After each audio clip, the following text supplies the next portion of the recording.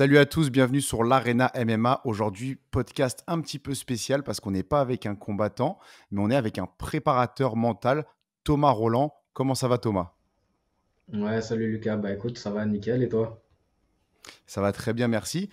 Je pense que ce podcast, il est vraiment super important parce que l'aspect mental dans la vie d'un combattant, il est extrêmement important. Est-ce que tu es d'accord avec ça? Bah, c'est clair que dans la plupart déjà des sports, l'aspect mental est essentiel, mais pour moi encore plus pour les combattants, parce que là, il y a une notion de mise en danger. Quand tu rentres dans la cage, c'est vraiment tu te mets en danger. Donc là, l'aspect mental rentre encore plus en jeu. Ouais, je suis d'accord avec toi. Parfait. Alors, avant de commencer, présente-toi en quelques mots pour nos auditeurs. Ok, bah alors je m'appelle Thomas, j'habite en région parisienne et je suis préparateur mental depuis un petit moment et j'accompagne justement les sportifs à performer lors d'événements importants et principalement des amateurs de sport de combat. Quelle formation as-tu eu? Parle-nous un petit peu de ton parcours professionnel avant de rentrer dans le vif du sujet. Ok, alors j'ai commencé par faire des formations de PNL, programmation neurolinguistique.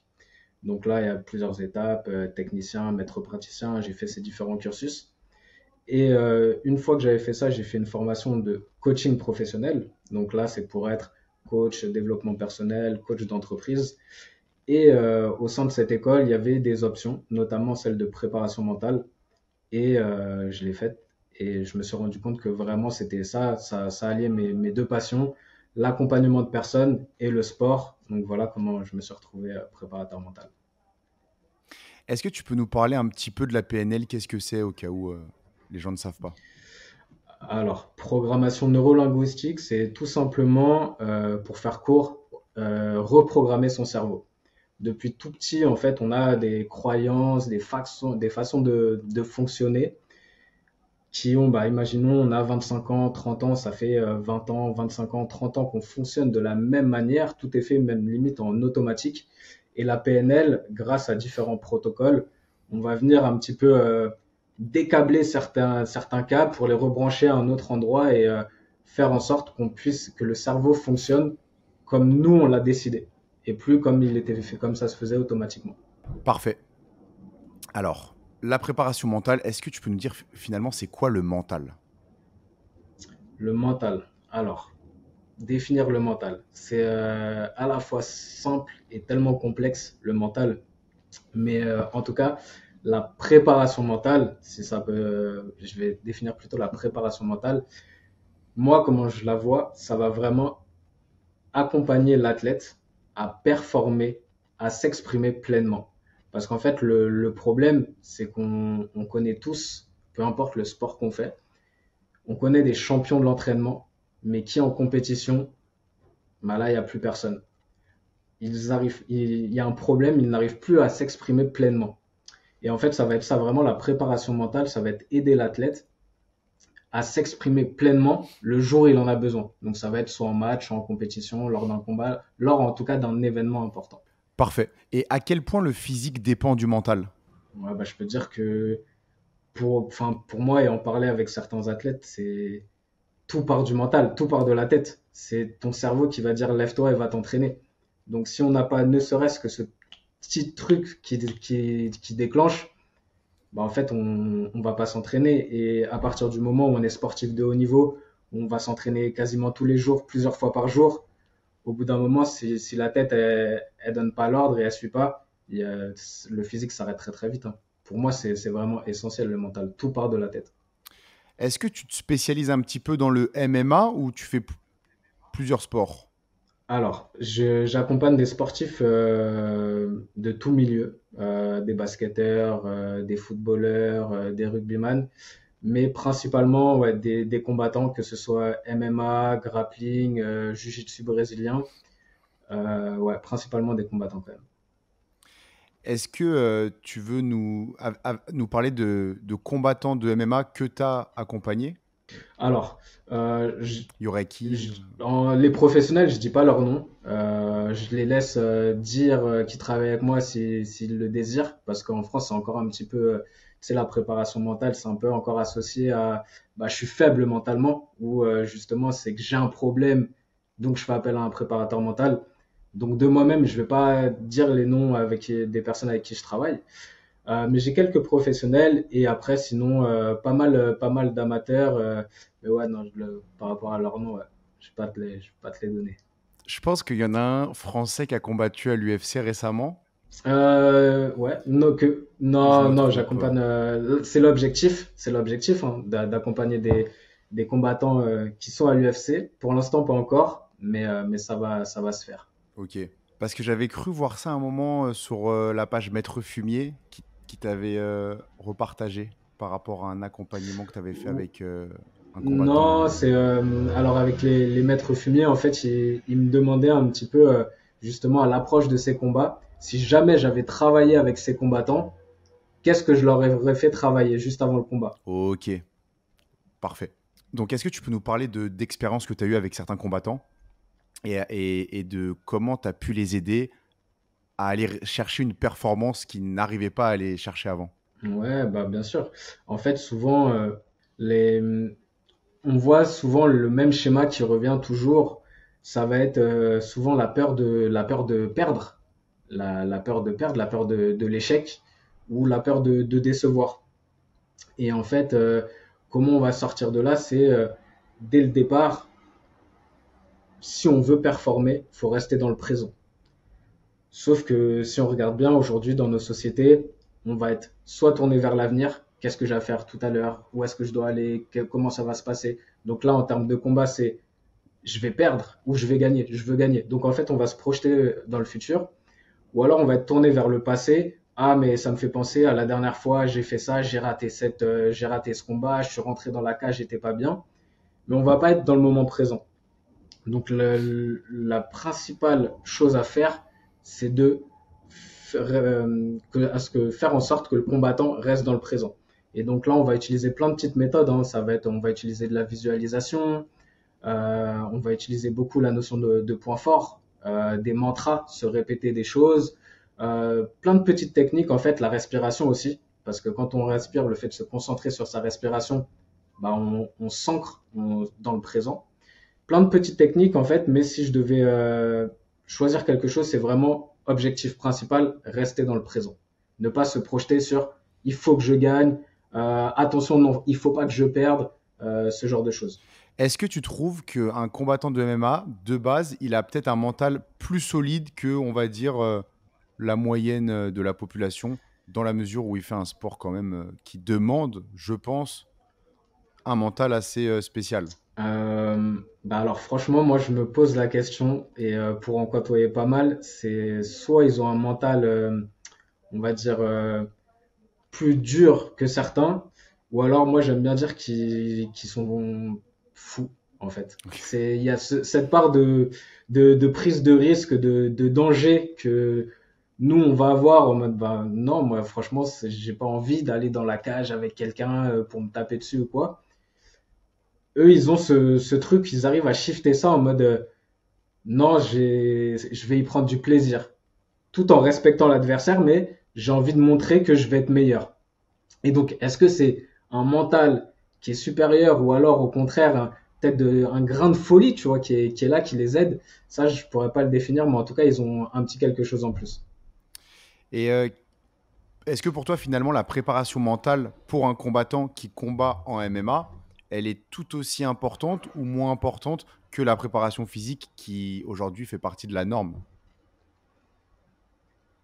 Elles sont totalement complémentaires. Après, je pourrais pas dire ce qui vient avant l'autre, parce que sans la tête, bah, tu rentres même pas dans la cage. Mais si tu fais pas un minimum de physique, bah, tu vas rentrer dans la cage, mais au bout d'un moment, il va te manquer quelque chose, tu vois.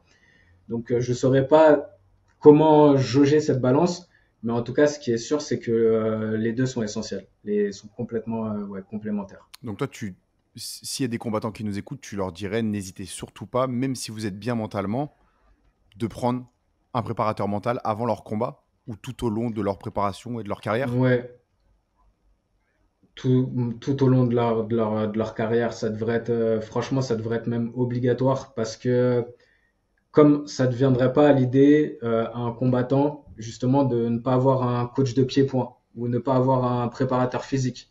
et ben ça devrait être pareil pour le mental. Et bien souvent, le problème, c'est que moi, les trois quarts, enfin même les 9 personnes sur 10 qui m'ont contacté, ils m'ont contacté à la suite d'un échec. Parce qu'elles ont eu un problème à un moment ou à un autre, elles se sont dit, ah bah, je vais faire appel à un préparateur mental.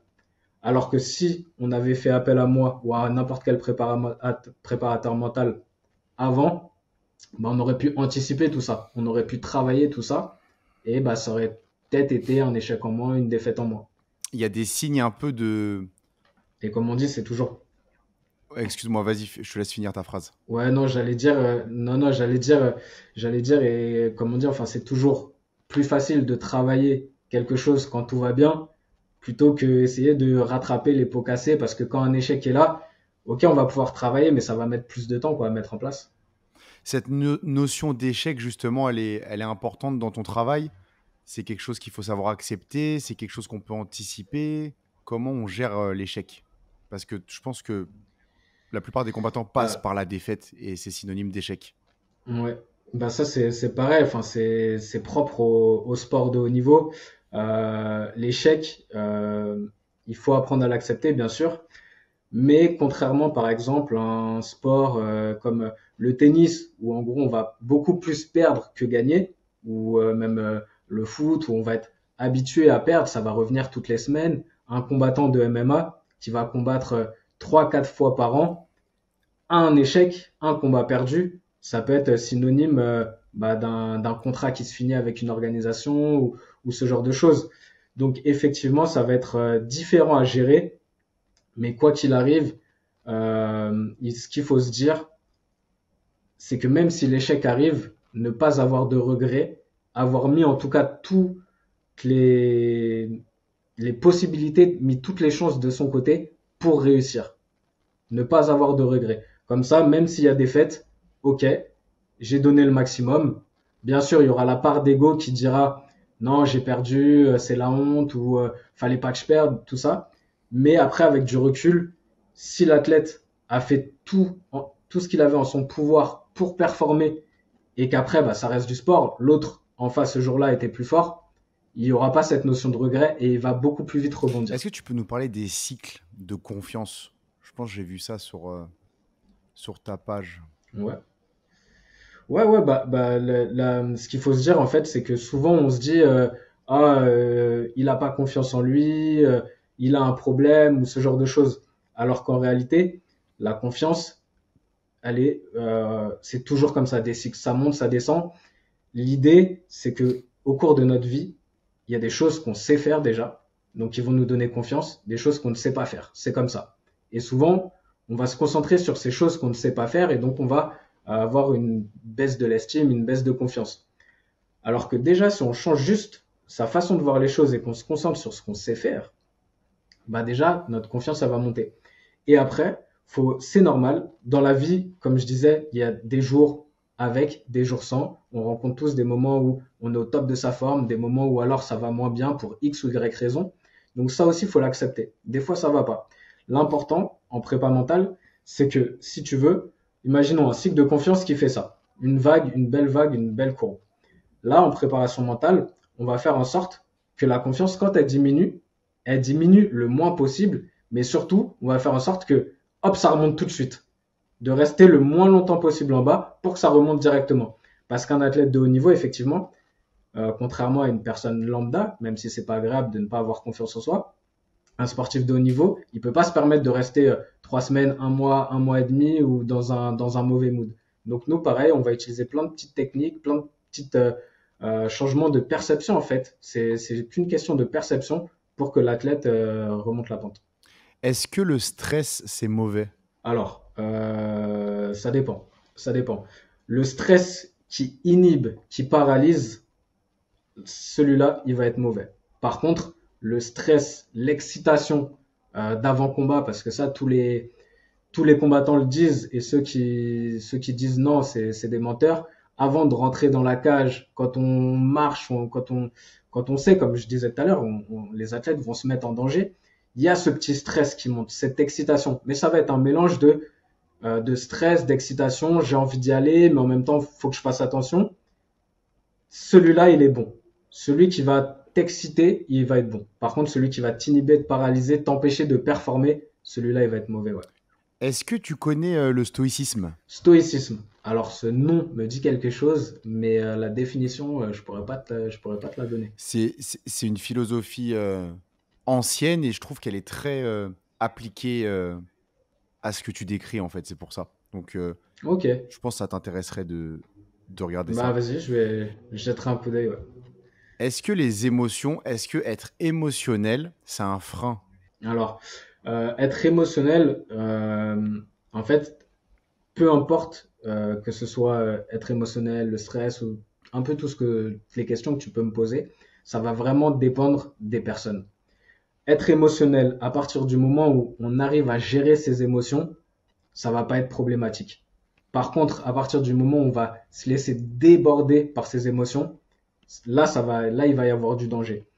Je vais te donner un exemple tout simple. Quelqu'un qui est émotionnel, qui arrive à utiliser, qui arrive à se mettre dans une émotion positive, de l'énergie, de l'excitation, de l'envie, et qui arrive à augmenter tout ça, bah pour lui, ça va être bénéfique. Par contre, quelqu'un qui est émotionnel, mais au sens inverse, ne va pas réussir à maîtriser et va se laisser déborder, qui par exemple va être trop excité, avoir trop envie, bah il va possiblement se cramer trop vite, parce qu'il va tout donner dès le départ. En fait, ça va vraiment, justement, ce qui va compter, c'est apprendre à gérer ses émotions. Et la gestion des émotions, c'est un gros travail, c'est un petit travail et c'est quoi les clés? Alors, la gestion des émotions, c'est un très très gros travail. Souvent, ça va être gestion du stress, gestion des émotions. Et en fait, les clés, ça va être bah, comme du travail technique, en fait, ça va être de la répétition. Ça va être énormément de répétition de scènes qui peuvent se produire. Donc, beaucoup de visualisation.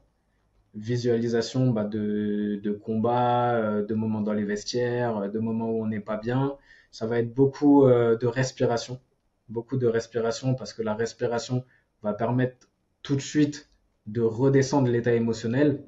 Et après, ça va être, si tu veux, comme de la technique. Se forcer déjà se rendre compte quand on en a besoin. C'est-à-dire se rendre compte que, ok, là, mon cœur commence à s'accélérer, je commence un peu à monter en pression. Ok, je m'en rends compte. Maintenant, qu'est-ce que je dois faire? Ok, j'ai appris que je devais faire tel exercice de respiration. Donc, je mets en place cet exercice. Et ensuite, après, ça va être que de la répétition, de la répétition, de la répétition pour que ça se soit intégré et qu'après, l'athlète le fasse automatiquement. Comme il a appris au début à faire déplacement, esquive, gauche-droite. Au début, il devait se concentrer, réfléchir à le faire. Maintenant, tout se fait automatiquement. Parfait. Question un peu spéciale, est-ce que croire en Dieu, ça aide? Alors, croire en Dieu. Franchement, pour une personne qui est croyante, du coup, je pense que ça va l'aider. Tu vois. Après, je pense que croire en quelque chose, de toute façon, ça va toujours être un plus, que ce soit en Dieu, en l'univers, en la nature, peu importe. Mais être capable d'aller chercher une force supplémentaire, ça ne peut être qu'un plus. Mais croire en quelque chose de plus, croire en soi, déjà, quand même, ça c'est la principale chose, croire en ses capacités. Et après, bien sûr, à partir du moment où on peut rajouter des choses qui vont nous aider, on peut rajouter ce qu'on veut, hein. Il y a pas de limite. Ouais. Petite mise en situation, Hmm. si là il reste 1 heure à un combattant avant un de ses combats pour la ceinture de champion de sa catégorie, Ouais, et là tu arrives dans le vestiaire, ouais, qu'est-ce que tu ferais? Qu'est-ce que tu lui dirais? Il reste ok. 1 heure. Il reste 1 heure. Bah franchement, si j'ai déjà travaillé avec lui en amont, il est déjà focus, il est déjà au top. Et je lui dirais, maintenant, arrête de réfléchir. Là, il n'y a plus à réfléchir. Tu sais ce que tu as à faire et tu sais comment le faire. Point. C'est tout. Parce qu'à 1 heure du combat, pareil, après, ça va dépendre des athlètes, hein, mais moi, je pars du principe qu'à 1 heure avant le combat, le combattant, il est déjà dans son combat, en fait. Donc, je lui rappellerai juste, hein, tu as travaillé pour, tu as fait 1 mois et demi de prépa, tu sais ce que tu as à faire, tu sais comment le faire. Donc éteins ton cerveau, rentre dans la cage et fonce. Parfait. Quel combattant de MMA, toi, tu trouves mentalement super fort? Mentalement super fort. Bah franchement, John Jones, hein. On va reparler du combat John Jones Cyril Gane. Franchement, enfin il faisait peur quoi. Franchement, enfin quand on voyait que ce soit euh, la pesée, tout ce qu'on a vu avant, son regard, comment il était concentré et tout. Et surtout, bah, quand on voit même toute sa carrière, tout ce qu'il a fait, malgré les hauts, les bas, à chaque fois il est revenu. À chaque fois il a réussi à revenir. Ça, bah, tu vois, tu demandais c'est quoi le mental au tout début. Pour moi, le fait de revenir, d'être capable de revenir tout le temps, de se réinventer, d'être toujours au top, pour moi, c'est une force mentale exceptionnelle. Parce que c'est facile de. Enfin, c'est facile. Non, c'est déjà compliqué d'arriver au sommet, mais après, il est resté, alors que derrière, il y a tous les plus jeunes qui arrivent et qui veulent prendre sa place. Ça, pour moi, c'est très, très fort. Et est-ce que tu trouves que Cyril Gane, justement, il a des pas des problèmes parce que ça reste un grand combattant et pour arriver à son niveau, il est fort mentalement. Mais est-ce que tu penses qu'il y aurait des petites lacunes à combler? Je pense que. Après, je le connais pas personnellement, mais je pense qu'il est comme ça. Je pense pas que ce soit des lacunes qu'il est. Je pense que il est naturellement pas dans. Et il l'a dit, hein, il est pas dans le trash talk. Il est pas. Il est vraiment. On l'appelle bon gamin, tu vois. Et il est comme ça, tu vois. C'est vraiment sa personnalité. Donc, je pense faut pas demander à quelqu'un de changer sa personnalité. À partir du moment où il arrive à rester focus, tout en ayant son petit air, je souris, je suis sympa, ce genre de choses, je pense pas que ce soit des lacunes mentales parce que, mine de rien, arriver où il est aussi rapidement, il n'est pas là par hasard non plus, quoi. Est-ce que manifester son objectif en disant à tout le monde, moi je vais faire ça, moi je vais faire ça, c'est bien? Il y en a d'autres qui vont dire, ouais, faut pas se porter l'œil. Mais il y en a d'autres qui vont dire, ouais, plus tu le dis, plus tu le rends réel. N'hésite pas à en parler aux autres. Qu'est-ce que tu en penses de ça? Alors, ce qui est super important de faire, ce qui est sûr, c'est écrire ses objectifs. C'est-à-dire, même si on va pas le répéter à tout le monde, dans un premier temps, il faut avoir des objectifs clairs. Avoir un objectif clair, c'est savoir où on va. C'est comme si je te dis, tu pars en vacances, tu vas où? Ah, je sais pas. Bah, comment tu vas y aller? Bah, je sais pas. Alors que si tu vas en vacances où? Je vais en vacances à Marseille, je prends telle autoroute, je prends telle autoroute, je prends telle autoroute. Avoir un objectif bien énoncé, c'est primordial. Après, le fait de l'annoncer ou pas aux autres, comme je te disais tout à l'heure, ça va vraiment être athlète dépendant. Ce qui est sûr, c'est que c'est pas de l'arrogance. Avoir un objectif, je vais être champion du monde, je vais avoir telle ceinture, je vais faire ça. Si on a le niveau et qu'on se donne les moyens, c'est pas de l'arrogance. Et après, il y a des athlètes, euh, le fait de parler comme ça va les motiver. Ça va les motiver parce qu'après ils vont se dire, ah mais j'ai dit ça un peu comme bah, Cédric Doumbé. Cédric Doumbé, qui fait que parler, parler, parler, parler, parler. Il l'a dit, maintenant que j'ai parlé, bah au moins quand je suis à l'entraînement, quand je suis dans le dur, il l'a dit, hein, je me dis, j'ai trop parlé. Et ça le motive, ça lui donne un regain d'énergie. Alors qu'il y a des personnes qui, au contraire, le fait de trop parler, ça va peut-être leur mettre une pression trop grande qu'ils vont pas réussir à gérer. Et là, ils vont couler. Donc ça, pareil, tout dépendra de la personnalité du combattant, en fait. Super. Bon, en tout cas, Thomas Roland, merci beaucoup. Et puis, si n'importe quel combattant écoute ça, n'hésitez pas à contacter Thomas Roland pour des questions en ce qui a trait à la préparation mentale, qui est finalement super importante pour n'importe quel sportif, mais encore plus des combattants. Merci beaucoup, Lucas, et avec grand plaisir, n'hésitez pas, ouais, pour toute question ou quoi que ce soit, j'y répondrai. Super. Ciao tout le monde et gros merci à MetaFight et à Time Out Tribe.